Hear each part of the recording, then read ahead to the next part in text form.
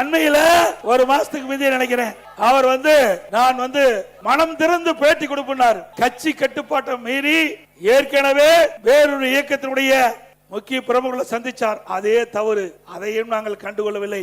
அத்திக்கட அவனாசி திட்டத்திலே பங்கு பெறவில்லை, அதையும் நாங்கள் கண்டுகொள்ளாமல் தான் இருந்தோம். அவருக்கும் உண்டான மரியாதையை நாங்கள் கொடுத்தோம். ஆனால் அவர் திருந்தவாடி அல்ல. அதற்கு மாறாக நான் மனம் திறந்து பேசுகிறேன் என்று சொல்லி இங்கே கோபுச்செட்டிப்பாளையத்திலே ஒரு பேட்டி கொடுக்கிறார்.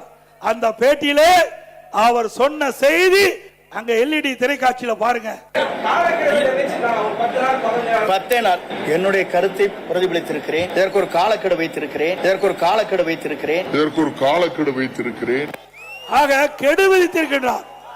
10 நாள்ல எடப்பாடி பழனிசாமி இந்த இணைப்பை முன்னிறுத்தல் என்றால் நானே முன்னிருந்து நிறுத்துவேன் என்று தலைமைக்கு எச்சரிக்கை கொடுக்கின்றார். அப்படிப்பட்டவரை நாங்கள் எப்படி இயக்கத்திலே தொடர முடியும்? அப்படிப்பட்டவரை எப்படி இயக்கத்திலே தொடர்வதற்கு தலைமை அனுமதிக்கும் என்பதை எண்ணிப்பார்கள். மூத்த தலைமை கழக நிர்வாகிகளோடு கலந்து ஆலோசித்து தலைமைக்கு எதிராக பொது வெளியிலே பேட்டி கொடுத்ததுனால அவர் பதவியை விடுவித்தோம். அப்பொழுதாவது திருந்துவார் என்று பார்த்தோம். அப்பொழுதும் திருந்தவாடி அல்ல.